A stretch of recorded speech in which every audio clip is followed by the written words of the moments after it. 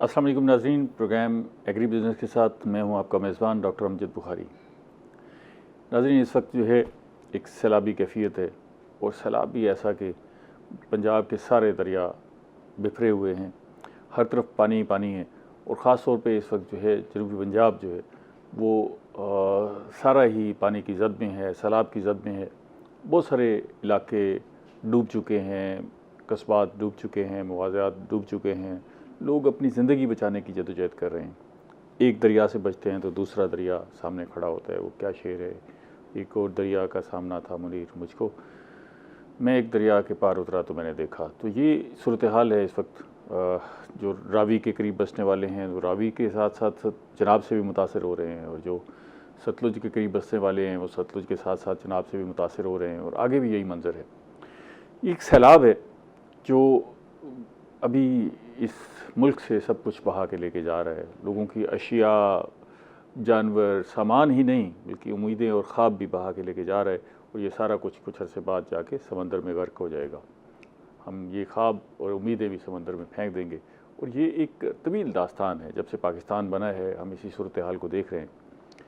अभी ये सैलाब जिसको हम एक्सपीरियंस कर रहे हैं यही इसी पर इक्तफ़ा नहीं, इससे आगे जो है एक गुर्बत, महंगाई और बेरोज़गारी का सैलाब आता हुआ नज़र आ रहा है। क्योंकि इस सैलाब के असरात होंगे और जो काफ़ी अरसे रहेंगे, और वो लोग जिनके घर बार ख़त्म हो गए, जिनकी फसलें ख़त्म हो गई, जिनके जानवर जो है वो इस सैलाब की नज़र हो गए, उनके लिए दोबारा अपने पैरों पर खड़ा होना बड़ा मुश्किल काम है। और फिर जो है अपनी ज़मीनों को दोबारा आबाद करना और अगली फसल के लिए तैयारी करना। अब मौसम सरमा का मौसम सर पर है, सरमा के असरात भी होंगे, सर्दी भी बढ़ जाएगी, और उसके साथ साथ मौसम सरमा की फसलों और सब्जियों की भी काश्त होनी है। तो वो कैसे वसाइल उनके पास आएंगे जिससे वो दोबारा जो है अपने आप को बहाल करेंगे, ये एक बड़ा मसला है। और इस वक्त जो सूरत हाल है, बहुत सारे लोग जो है वो अपने गंदम महफूज रखते हैं अपने घरों में, चाहे जैसे ही मुश्किल हालात हों। तो गंदम के सीज़न में वो कटाई में मसरूफ़ होते हैं और फिर साल भर की गंदम रखते हैं।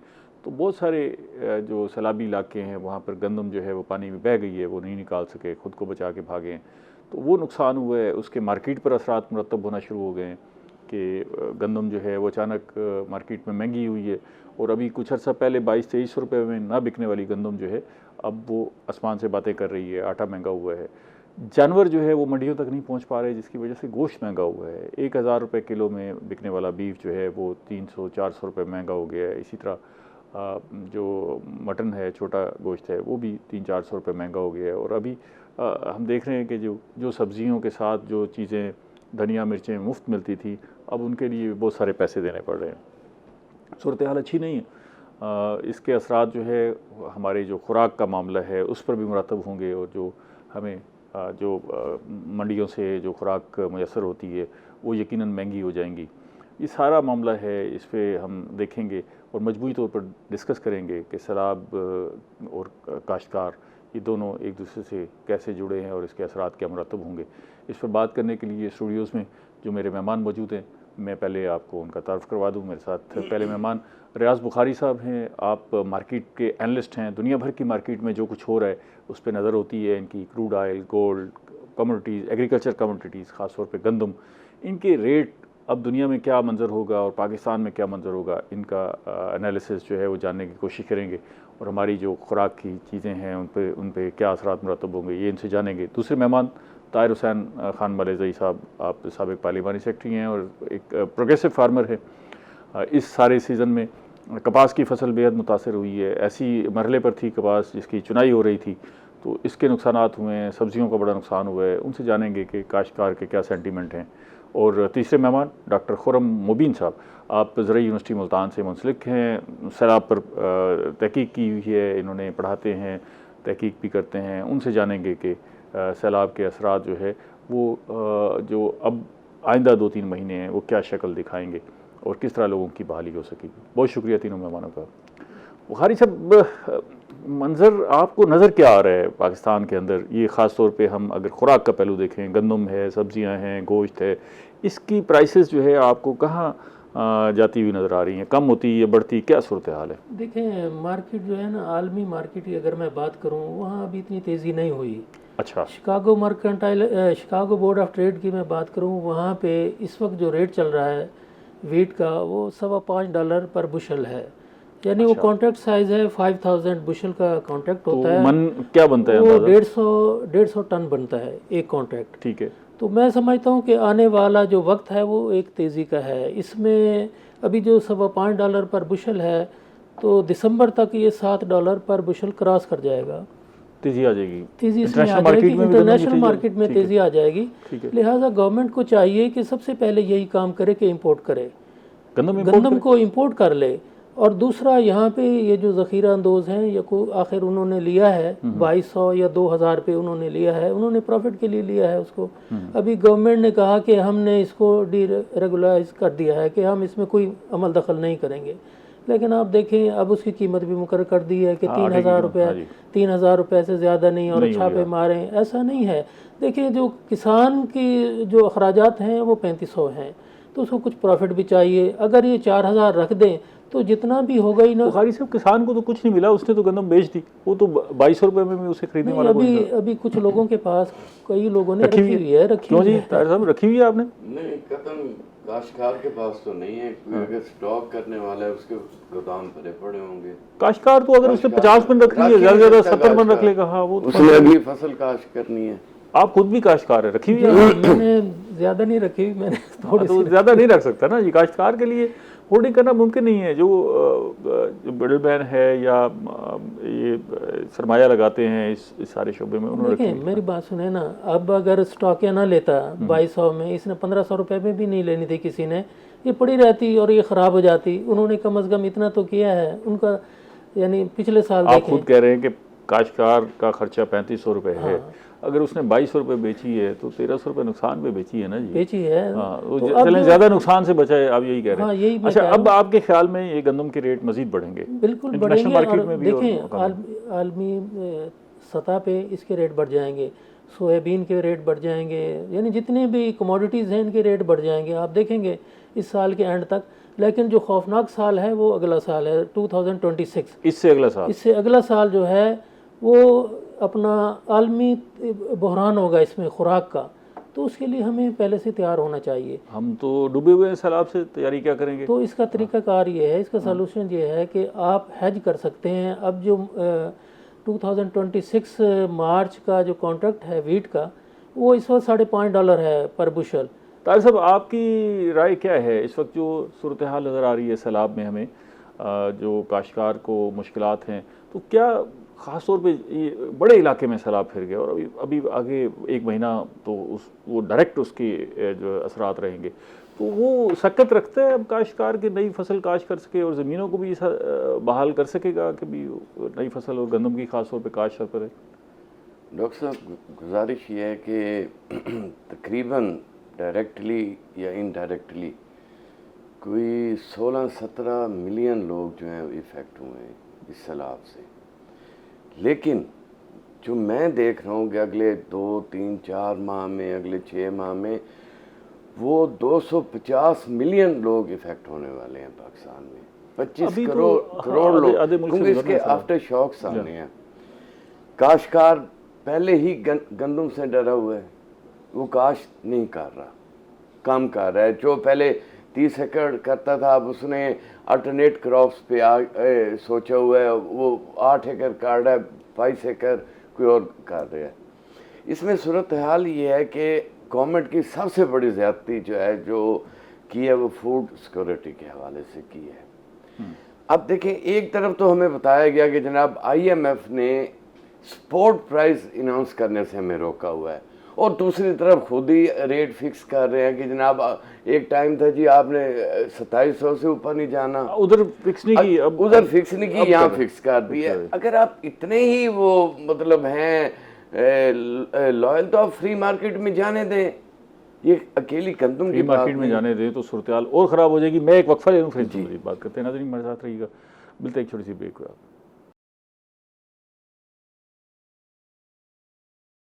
वेलकम बैक नाज़रीन। हम बात कर रहे हैं सैलाब के असरात पर और ख़ास तौर पे जो खुराक है उस पर क्या असर होंगे, इसको जानने की कोशिश करें। डॉक्टर साहब, तारिक साहब अभी आपसे डिस्कस करते हैं मज़ीद। डॉक्टर साहब, ये बताइएगा कि ये जो सूरत हाल है सैलाब की, आप क्या फोर्सी कर रहे हैं, क्योंकि ये ऐसा सैलाब है जिसका फैलाव बहुत ज़्यादा है, हुजम बहुत ज़्यादा है, और जहाँ भी रेला आ रहा है वो 15-15 दिन जो है गुजर रहा है, तो इसके असरात जो है काफ़ी अर्सा मौजूद रहेंगे। तो आप क्या महसूस कर रहे हैं कि खुराक पर इसके क्या असरात मुरतब होंगे, और हमें ज़रा बताइएगा कि मौसम सरमा की फसलें कौन सी हैं और सब्जियां कौन सी हैं जो मुतासर हो सकती हैं। जी बहुत शुक्रिया। बिल्कुल आपकी बात सही है। ये जो रिवराइन फ्लड्स होते हैं ये आहिस्ता आहिस्ता आते हैं और बहुत देर तक इनके असरात रहते हैं। ठीक है। तो हमें ज़हनी तौर पे मिन हैसल कौम तैयार रहना चाहिए कि अगले 6 महीने से लेकर 1 साल तक हम इससे नबर्द आज़मा होते रहेंगे।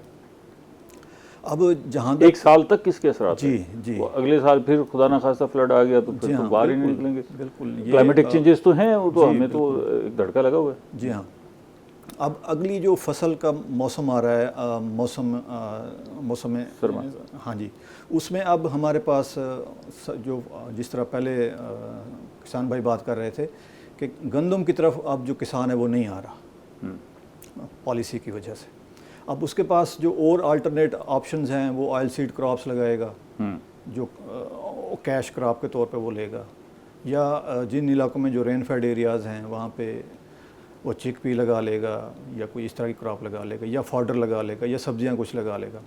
लेकिन उसके पास एक तो ये फ्लड्स की वजह से उसके पास जो ऑप्शंस हैं क्रॉप्स लगाने की वो थोड़ी होंगी। एक तो ये डिपेंड करेगा कि हम उसको गवर्नमेंट की तरफ से और बाकी जो कम्युनिटीज़ हैं वो क्या आपस में मिल के उस खेत को इस कंडीशन में लेके आ सकते हैं अगले 2 से 3 महीने के अंदर कि उसमें मौसम में। ये तो आप बताएं जी। कि मुमकिन है कि अगले 1-1.5 महीने में हम खेतों को तैयार कर लें नई फसल के लिए, क्योंकि ये रबी की फसलें अगर हम डिस्कस करें, ख़ासतौर पे गंदम बड़ी इंपॉर्टेंट है। गंदम की बिजाई जो है वो किस मौसम में होती है, कब से कब तक? जी अमूमन हम जो पहले 3 हफ्ते नवंबर के होते हैं वो इसका आइडियल रिकमेंडेड टाइम है, उसमें हम इसकी बिजाई का कहते हैं। सर पर ही है ना जी गंदम की बिजाई। ठीक है। तो अब हमारे पास समझ लें कि ये 2 महीने हैं, 2 महीने सितंबर और अक्टूबर। अगर हम ये अपनी ज़मीनों को पानी छोड़ जाता है और फिर इसको हम हमवार कर लेते हैं, तैयार कर लेते हैं। हाँ जी। वैसे तो अगर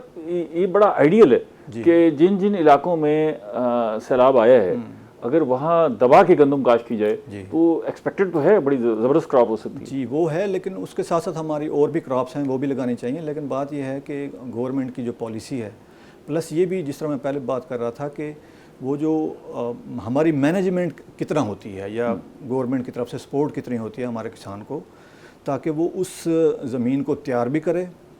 आप चूँकि उसके अपने सारे वसाइल जो बीज उसने रखे हुए थे, जो गंदम स्टोर की हुई थी, वो सारे वॉश आउट हो गए हैं। अब उसके पास कोई नहीं है, तो इसको गंदम की सीड की मद में प्लस उसके जो इनपुट्स हैं, फर्टिलाइज़र है या मशीनरी है जो ज़मीन को तैयार करने के लिए ज़रूरत है, उसमें उसको हेल्प की ज़रूरत है। और ये पॉजिटिव पॉइंट ये है कि हमारी ज़मीन में इस वक्त मॉइस्चर मौजूद क्या करें, पैसे दे जी, उसमें उनको आसान शराइत पे जो कर्ज़े हैं वो भी दे सकते हैं और डिफरेंट लेवल मशीनरी जो है वो प्रोवाइड की जाए ताकि जहाँ जहाँ अगर वो हल छोड़ गया है दरिया तो बिल्कुल उसको हमवार करने के लिए वो। और दूसरा एक मसला हमारे यहाँ ये भी है कि जब फ्लड्स आते हैं हमारे पास निकासी का कोई प्रॉपर इंतज़ाम नहीं होता, जिसकी वजह से फिर वो पानी को निकालना उससे एक मसला होता है। तो उसमें फिर हमें वो स्पेशल पाइप्स लगा के उसको पानी को बाहर ड्रेन आउट करना पड़ता है। तो ये भी एक ऑप्शन है कि अगर जहाँ पे कुछ हमारे पास गवर्नमेंट की सपोर्ट भी हो और कम्युनिटी बेस्ड ऑर्गेनाइजेशंस और बाकी ऑर्गेनाइजेशन मिल के एक इंटीग्रेटेड अप्रोच के तहत ये काम करें, तो फिर पॉसिबल है कि हम मौसम में ये जो सरमा की फसलें हैं ये काश्त कर सकें। सब्जियां भी बड़ी इंपॉर्टेंट हैं, आलू है, गोभी है, मेथी है, पालक है, ये सारी सब्जियां जो है वो सरमा की हैं। और एक पूरा निज़ाम चलता है ना, ये सारी चीज़ें आती हैं, मजमूई तौर पर एक खुराक का पहलू पूरा होता है तो फिर आगे चलते हैं। बुखारी साहब, ये हम गंदम का तो आपने कहा कि जी आपने मशवरा दिया है हुकूमत को कि जी बेहतर है कि इम्पोर्ट कर लें, वक्त से इम्पोर्ट कर लें। जी बिल्कुल इम्पोर्ट कर लें, क्योंकि आगे जब महंगी हो जाएगी तो इंपोर्ट करना इनके लिए मुश्किल होगा। अब ये किस तरह कवर करें इसको, मैंने बताया कि शिकागो बोर्ड ऑफ ट्रेड में मार्च कॉन्ट्रैक्ट जो है ना $5.5 पर बुशल है, तो वहाँ पे ये अपने हिसाब से वहाँ पे इसको हज कर लें, ख़रीद कर लें, एक बयाना देना होता है, वहाँ पे आपको टोटल पेमेंट नहीं करनी होती। ठीक है, तो आप दे के सौदा कर लें, सौदा कर लें वहाँ पे। उसके बाद जब ये $7 क्रॉस करे तो आप उसको वहाँ पे प्रॉफिट टेकिंग कर लें। इंस्टेड ऑफ यानी डिलीवरी लेने के आप वहाँ पे सेल कर दे। यहाँ तो हमारा काश्तकार तो पहले ही नाराज़ है कि जी आपने गंदम इम्पोर्ट कर ली। क्यों जी ताहिर साहब, आप इस स्पोर्ट में हैं? पता है क्या इम्पोर्ट, उसका हल और क्या होगा? हम शॉर्टफॉल तो है गंदम का, ठीक है, इसका हल यही है, एक ही हल है कि आप इंपोर्ट करें। और अच्छा, शॉर्टफॉल अभी तो जो है सो है, मेरा ख्याल है कि आगे जो है गंदम की काश्त मुतासर होगी सारे जी सैलाबी बिल्कुल इलाकों में होगी, और ग़िज़ाई जो है ना बहरान जो आने अच्छा, वाला बाकी जो सूरत हाल है, बाकियों के बारे में आपकी क्या राय है? मतलब ग़िज़ाई जो अजनास हैं सारी, उसके हवाले से भी कुछ स्टडी की जाए, क्या किया जाए सारी ज़रूरियात को देखते हुए और फैसला किया? देखें, ये जो इसको स्टडी करते हैं, सैकड़ों साल पुराना हम रिकॉर्ड देखते हैं, उस पर हम स्टडी करके हम देखते हैं टाइम साइकिल क्या है। ठीक है। जिस तरह एक चीज़ है यानी दोहराई जाती है, वो कितने साल के बाद ये अप एंड डाउन होता है। अब 2027 में भी सैलाब आना है और बहुत बड़ा सैलाब आएगा, तो उसके लिए हमें पहले से तैयार होना चाहिए। और 2026 में ग़िज़ाई बहरान भी होगा और क्रूड ऑयल इन्फ्लेशन। हमारी तैयारी तो यही है कि भाई किस तरह इस सारे पानी को गुजारना है, ज़िंदगियाँ बचानी है, अपनी अमलाक बचानी है और किस तरह समंदर में फेंकना है। तैयारी तो पिछले 50 सालों से यही नज़र आती है। बस ये करें ना, आगे भी यही तैयारी करें, आगे 2027 में ये करें। अच्छा, और तो क्या मेजर्स हैं जिनको अडॉप्ट करें हम, जिनको ऐसे इकदामात करें जिससे हम फूड सिक्योरिटी की तरफ जा सकें? बस उसका यही हाल है कि आप इंपोर्ट कर लें और इसका एक वो रखें हैं, यानी पैरामीट आपके पास एक रेट हो। अभी 3000 इन्होंने किया, स्टॉक या नहीं देगा, कोई भी आपको शख्स नहीं देगा। आप 3500 या 4000 भी अगर रख लें तो लोग धड़ आपको देंगे, आप इंपोर्ट करने से बच जाएंगे कुछ अर्सा तक। उसके बाद इंपोर्ट आपने लाजमी आपको करना पड़ेगी। और अगले साल किसान जो है वो गंदम काश्त नहीं कर रहा, उसकी वजह ये है कि वो इतबार ही नहीं कर रहा इस पे। नहीं, ज़रूरी नहीं है, मतलब गवर्नमेंट कुछ ऐसे स्टेप्स ले सकती है। नहीं, एतमाद नहीं है गवर्नमेंट पे। क्यों नहीं ताहिर साहब, ये तो हमें ऐसे डार्क पहलू ही दिखा रहे हैं भाई साहब सारे। आपका क्या ख्याल है कि हम अभी तो हमारे पास 2 महीने हैं ना, हम अपने काश्तकार को तैयार कर सकते हैं, इस तरफ राग़िब कर सकते हैं, कोई इसका सपोर्ट प्राइस मुकर्रर कर सकते हैं, गंदम की बहाली की तरफ जा सकते हैं। डॉक्टर साहब, बात ये है कि अभी डॉक्टर साहब ने जैसे बात की कि नवंबर के पहले 3 वीक्स हमारे हैं वीट के, तो माजरत के साथ इन्हें, क्योंकि अब सूरत हाल ये है कि क्लाइमेटिक चेंज से हमारा काश्तकार 15 अक्टूबर से शुरू करता है और उसकी कोशिश होती है कि 15 नवंबर से पहले सोइंग हो जाए। हाँ। इस हवाले से 1 महीना है हमारे पास। जो पिछले सैलाब आए हैं, झंग का इलाका है आपके या फिर पोटवार के करीब के इलाके हैं, वहाँ आता था पानी पहले 9 इंच आ गया, 1 फुट आ गया, 2 फुट आ गया, वो बल्कि ज़मीन को फर्टाइल करके जाता था। लेकिन ये वो सैलाब नहीं है। आप अपनी ज़मीनों को अगले 2 साल तक भी रिहेबिलिटेट नहीं कर सकते। आप वहाँ भाल 3-3, 4-4 फुट तक मुतवक्को है, जहाँ कहीं कटाव हो जाएगा, रिस्ट्रक्चरिंग करनी पड़ेगी। यहाँ डॉक्टर साहब हमें 2 काम करने पड़ेंगे। एक शॉर्ट टर्म प्लानिंग करनी पड़ेगी। तकरीबन 5000 मवाज़ियात हैं जो शदीद मुतासर हो गए। इसमें एक शॉर्ट टर्म प्लानिंग है, एक लॉन्ग टर्म है। शॉर्ट टर्म में तो ये है कि गवर्नमेंट को चाहिए कि जो ऐसे मंसूबे हैं जो 1 साल के लिए डिले हो सकते हैं, उन्हें स्टॉप डेवलपमेंट प्रोजेक्ट्स, हाँ जी, कोई भी डेवलपमेंट के हैं या बाकी हैं, जो हम तो बात कर रहे हैं ना उन लोगों की जिनकी ज़मीनें बच गई हैं। ये जो फूड सिक्योरिटी है वो तो सैलाब वाले इलाकों की वजह से भी आ जाएगी। यहाँ 100% पे लोग काश कर ले, तब इतना शॉर्टफॉल आएगा कि फूड सिक्योरिटी होगी। उन्हें फ्री सीड दें, उन्हें फ्री फर्टिलाइज़र दें, उन्हें मशीनरी दें, उनसे काश्त करवाएं। यानी अगर गवर्नमेंट एक दाना देगी काश्तकार को तो उसके बदले में वो 500 दाने लेगी। अच्छा, एक ज़रूरी इमरजेंसी तो नाफिज कर दी है हुकूमत ने, उसके सारी तफसीलात सामने आती हैं तो मज़ीद भी पता लग जाएगा कि गवर्नमेंट जा इसी तरफ रही है और एक बड़े पैकेज का ऐलान करने का भी प्लान कर रहे हैं। मैं एक वक्फा ले लूँ, फिर इस पर मज़ीद बात करते हैं। नाज़रीन हमारे साथ रहिएगा, हम सैलाब की सूरत हाल पर डिस्कस कर रहे हैं। मिलते हैं एक ब्रेक के बाद।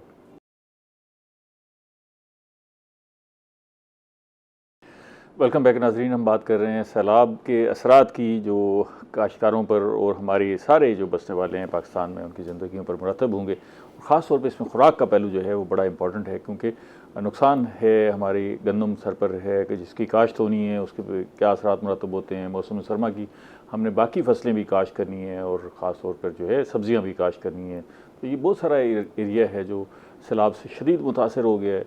और आप इसको आप शुरू करें सियालकोट से, गुजरात से, तो वहाँ से फिर नीचे पिंडी भटियाँ, हाफजाबाद, और फिर नीचे आप आ जाएँ झंग का इलाका, फिर 18 हज़ारी, अहमदपुर सियाल, और फिर आप आगे आ जाएँ कबीरवाला, कतालपुर, और इस सारे इलाके को जो रावी टच करता है वो है। फिर उसके बाद हम मुल्तान के इलाके हैं, जो बेट के इलाके हैं, शदीद मुतासर हुए हैं। परली तरफ जो है वो रंगपुर का इलाका शदीद मुतासर हुआ है, मुजफ्फरगढ़ शदीद मुतासर हुआ है, और उसके आगे शुजाबाद, फिर जलालपुर पीर वाला तो तकरीबन डूब गया है और वहाँ पर बहुत बुरी सूरत हाल है। बहावलपुर बड़ा शदीद मुतासर हुआ है, बहावल नगर, हासिलपुर, एक बड़ा एरिया है। और अभी जो है अलीपुर और सीतपुर जो है वहाँ पर बहुत क्रिटिकल सूरत हाल है। इससे आगे रहीम यार खान, राजनपुर, और फिर पूरे सिंध का इलाका है जो मुतासर होने जा रहा है। एक बड़ा सैलाब है जिसका सामना है पाकिस्तान को।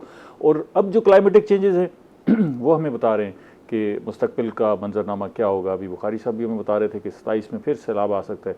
और ये अब सैलाब जो है वो एक ऐसे लगता है कि रेगुलर फिनोमेना हो जाएगा पाकिस्तान के अंदर, क्योंकि बारिशें ज़्यादा होंगी और ड्राउट भी हो सकता है कहीं ना कहीं। तो इस सारी सूरत हाल से निपटने के लिए हम क्या तैयारी कर रहे हैं? ख़ास तौर पे अगर हमें कोई खुराक के बहरान का सामना होता है तो उसके लिए हमें तैयारी करनी होगी। उसके लिए हुकूमत तैयार है, प्लानिंग हो रही है, नहीं हो रही, और हमारे काश्तकार को किस तरह बूस्ट करना है इस पर बात हो रही है। डॉक्टर साहब, अभी ताज साहब ने भी जिक्र किया, आप क्या सजेस्ट करेंगे गवर्नमेंट को इस वक्त जो है फौरी तौर पर क्या करना चाहिए? ये खैर वैसे तो ये फेज़ जो है रेस्क्यू का है, इस वक्त जो है हुकूमत को किसी चीज़ पे उस पर फोकस नहीं करना, और सिर्फ ये है कि लोगों की जानें बचाई जाएँ, सबसे ज़्यादा इंपॉर्टेंट ये।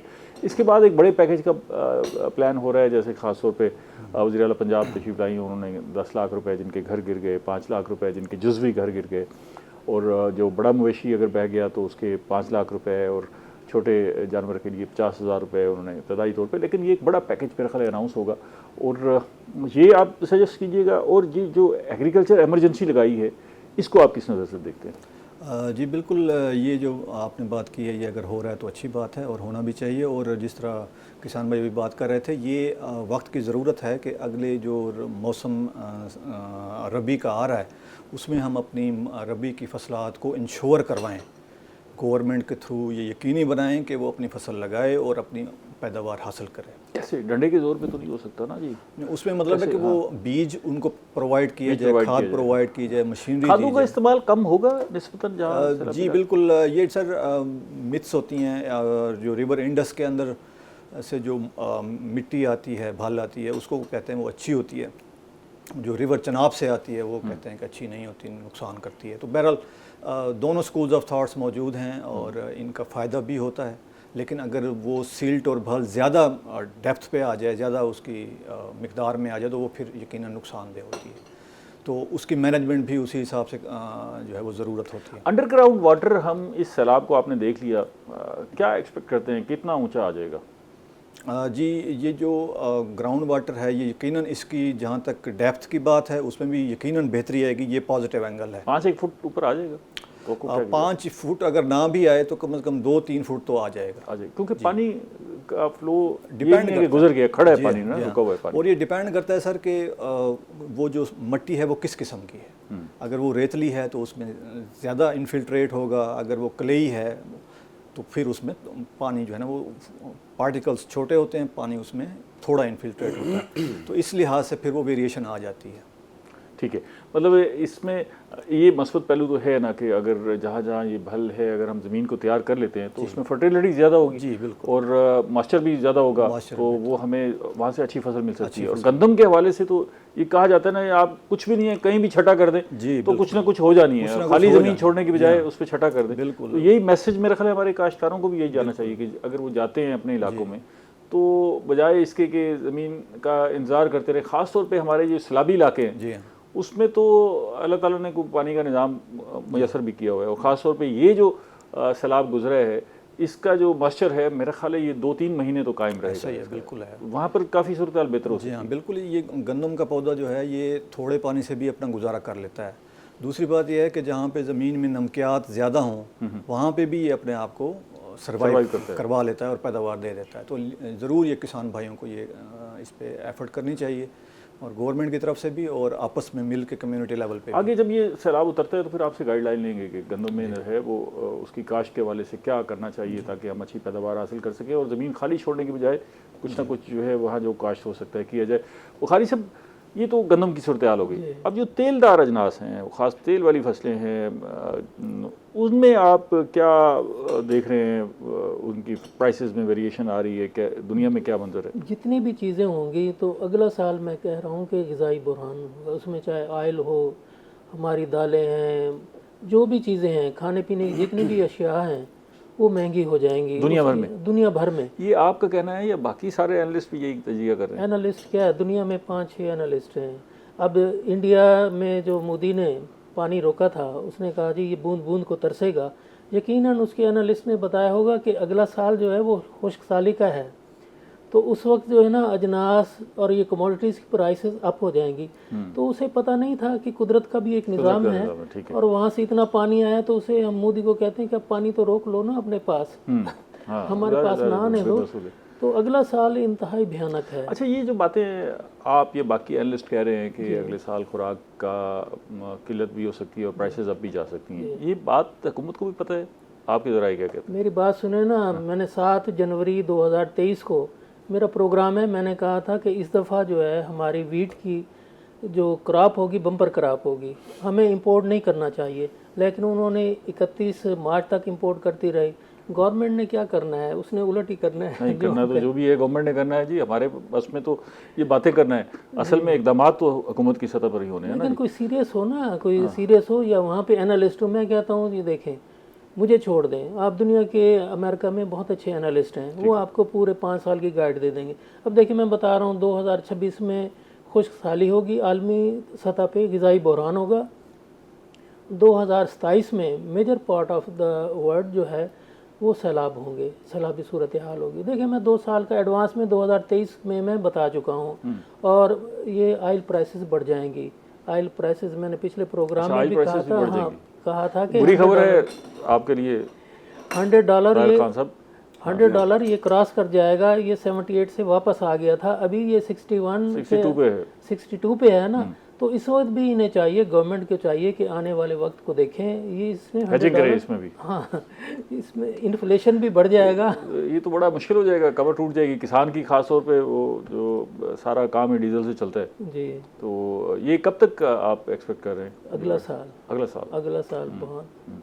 ताहिर साहब, इस सारी सूरत हाल में बुखारी साहब तो हमें डराए जा रहे हैं। इस सारी सूरत हाल में कोई उम्मीद की किरण भी है? कोई आप देख रहे हैं कि कहीं कोई इस सैलाबी कैफियत में, जैसे मैं तो उसमें पॉजिटिव पॉइंट्स ढूंढ रहा हूँ ना कि भाई फर्टिलिटी आ जाएगी या वाटर लेवल जो है ऊपर आ जाएगा या और कोई सूरत हाल है, लेकिन इसका जवाब मैं आपसे ब्रेक के बाद लूँगा। नाज़रीन हमारे साथ रहिएगा, मिलते हैं एक छोटी सी ब्रेक के बाद।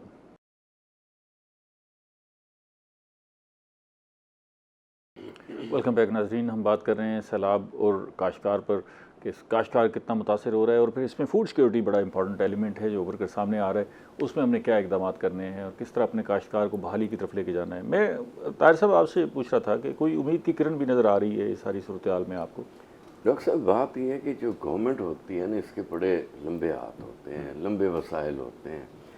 हम आज भी अगर तौबा तैब हो जाएं, अपने मफादात को एक साइड पे रख दें और मुल्क के लिए हम काम करें, पेट्रियाटिज़म के तहत काम करें, इनपुट्स को काम करें, रिहेबिलिटेट करें, तो कोई वजह नहीं कि हम कुछ माह में बेहतर हो जाए।